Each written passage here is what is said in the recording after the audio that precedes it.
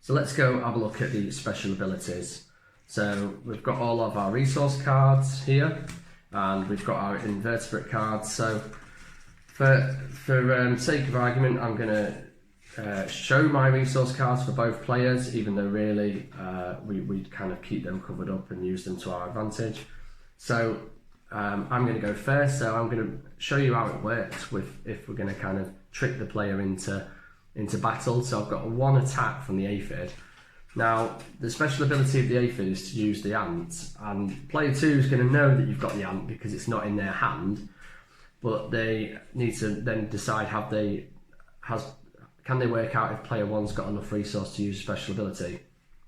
So it costs 2 water or 2 food to use a special ability of bringing in the ant to protect it. So I bring it down, and it's a bit like a poker in a way, where you're going to call the player's bluff. So the player 2 is like, what card do I use, because it's going to, I could just kill it because I'm going to use one of my basic cards, or player 1 could use the ant and destroys one of my better cards. So it's a kind of a bit like you could trick the player into using one of its better cards. So one of the better cards is the Street Bombardier Beetle that comes in. So obviously 1 attack to 5 armor, the Street Bombardier Beetle would kill it, and then player 1 goes, okay, I'm going to use my special ability.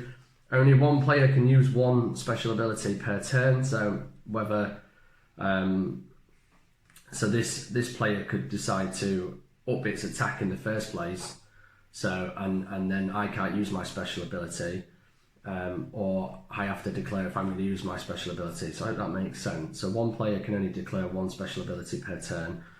So I'm going to use my special ability, and I'm going to use 2 food. So I'm going to spend 2 food. They get spent and they can't be used again. So resource is non-reusable. Once it's there and it's been used up, it's gone.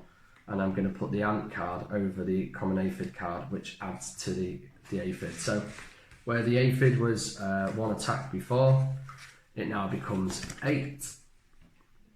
And I can use my 8 attack to use to attack the player 2, which would destroy it. So the player 2 has used one of their better cards, thinking it was going to be an easy win, and I've used my special ability to bring in the ant and destroy it. So that gets destroyed, my cards go back into my hand, and it's player 2's turn. So another special ability, so we'll go for player 2, picks there, so add 3 defense or attack, but it costs 2 habitat cards. See if we've got 2 habitat cards. Yep, we've got 2 habitat cards. So I'm going to come straight in, and I'm going to use that. Well, I'll tell you what, we'll use it as a surprise. So we'll not declare it immediately, but we'll put the card down. Player 2 comes in and picks, okay, 6 attack. I need to beat 6 attack. So I'm going to use my 7 armor. Again, one of the quite strong cards. 7 armor comes in, like, yeah, I've beaten you. And then player 2 declares that they're going to boost their attack by 3 to 10, and it overrides and kills one of their better cards. That's one of their better cards that's been taken out of the game now. So that's the kind of the basic play of adding special abilities. It's about using some of these resources to boost up either attack or defense. Now I'm going to show you how it boosts up defense, because I think some people may find it slightly misleading. So it doesn't boost armor, it boosts defense. So let's find a card that draws from the other person's hand. So 5, 7.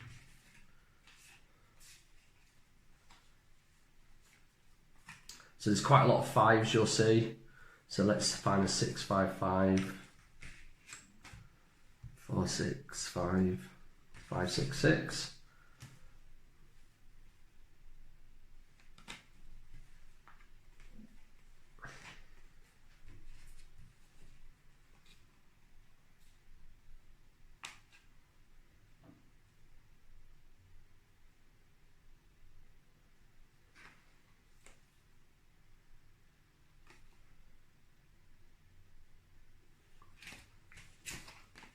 So let's have a look at if the defense is a draw. So this is the boost of defense. So we've got a 5 attack to a 5 armor.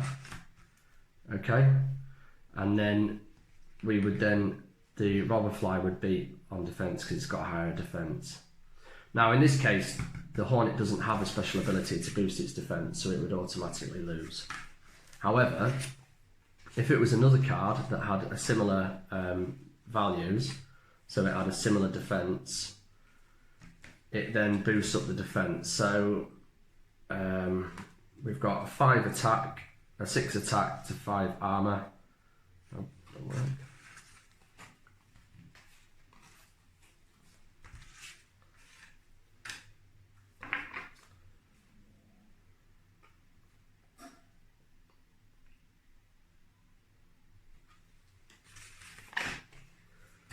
So let's have a look at the defense to kind of special ability. So we've got it costs 2 food or 2 habitat cards, and it can boost 3 + 3 attack or 3 defense. So here we've got it adds +4 to attack or for cost 2 water and 2 food. So I come in and attack with the 12 spotted skimmer with a 5. And the Street Bombardier Beetle has got a 5 armor, so it's a draw. It then would be this 12 spotted skipper would win because it's got the higher defense.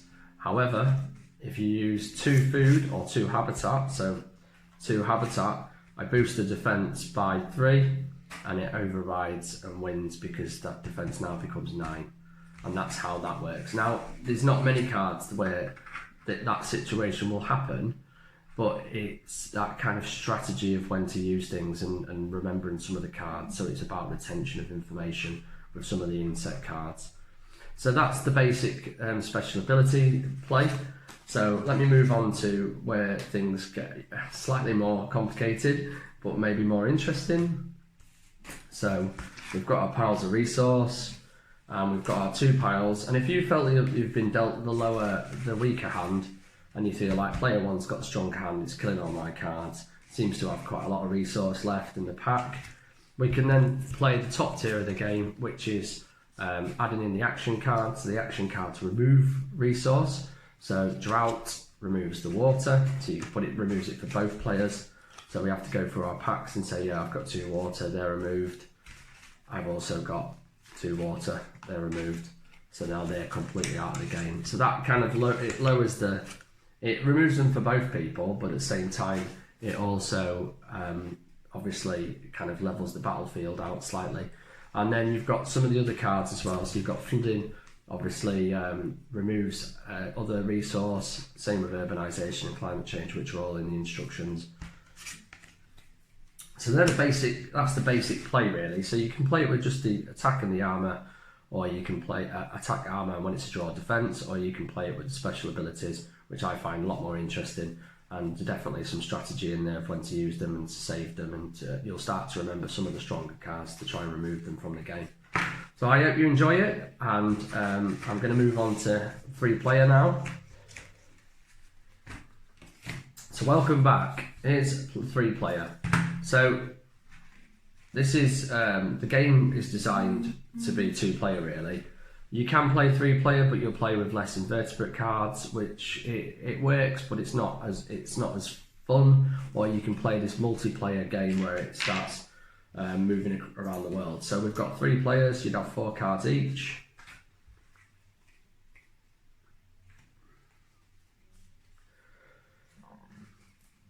So 4, obviously random, shuffled, distributed. So you've got 4 packs of cards. Again, shuffle, distribute the resource. So it would be that obviously there'd be less resource. You'd probably only be able to use it for 1 card. You then pick a place to start in the world. Bearing in mind that when you pick a place, you want to kind of stay away from other players by 2 spaces roughly. And now it becomes where we're going to move around the world. So you decide who goes first, player 1. So player 1 gets to move 1 space, and then once the players move 1 space, if they're not on the same tile as another player, you have to play against the dice. So this is an 8-sided dice. None of the cards, attack or armor, go above 8. So if it rolls an 8, you're going to lose unless you're going to use that special ability. But bearing in mind, obviously, I'll probably roll an 8 now, but 3. So the way it determines if you attack or armour against the dice is a question from the instruction booklet.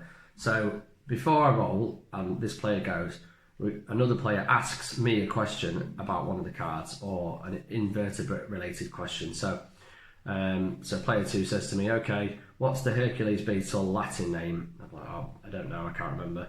So even though I've got it in front of me, and I'll be like, okay, I don't know. They say, okay, I decide for you. I want the dice to attack you, so you're going to have to roll armour. So we roll the dice to see what the attack is. 4. So I'm attacked with a 4, and I have to pick a card to armour against, which all mine are quite higher than the 4. So I'll be like 5. Yeah, cancels out. So obviously that's me. I've survived. So next player again moves 1 space. And you keep doing this, you ask a question to decide if it's an attack or armour. It would be an 8 there, so that player would be basically stuck. And then when you bump into someone, or if you chase someone around the board, so let's fast forward, so we chase someone, we then fight each other. And obviously the rules of the game are the same. It's about survival, so who has the last card wins. And it's basically now up to, again, determined by the other player, what the question, who goes first, and then we battle it out. So I'd be like, okay, this player attacks me with a 5, and I've got an armour of a 7, so I win. This player loses a card. So you have a different strategy to either chase people if you've got a good set of cards, or you can keep running away from people and just keep hiding and running away and kind of run away from people, or you can chase people. So I've played it with different people and they have different strategies, but either way it's about whoever has the last card win, and you just keep rolling that dice when you're not playing against someone else. So that's 3 player. I've not sent everybody a map, unfortunately, or dice, so if you haven't been sent one, you can print one off with the link that I've sent, and you can also download an 8-sided dice app for free, and you can just roll that randomly when you're playing against that, and you can just play it. So hopefully if this game is successful, obviously these will be all in every single box you can buy, and nicely printed. That was printed on the at home as a last minute kind of idea. So if I just quickly show you 3 player, if we're playing without the map, it would be move around in a circle, decide which card goes first. So you'd be like, okay, this person goes first, I attack you with a 7, and I choose to attack this person. This person picks a card, loses. Okay, next person, I choose to attack you back because you attacked me, you know, or I'm going to go for this person, and you can kind of decide, and you can either go for the weaker players, or you can just choose to keep attacking the person who attacked you back. And that would be the same, so it'd be the same using your resource for special abilities, or just attacking each other in some sort of choosing who to attack in a sequence. Right, so I think that covers most of the basic rules. We'll make some more videos of going through some of the specific abilities as well, but I thought I'd just make this to get people going, and hope you enjoy it, and look forward to hearing your feedback.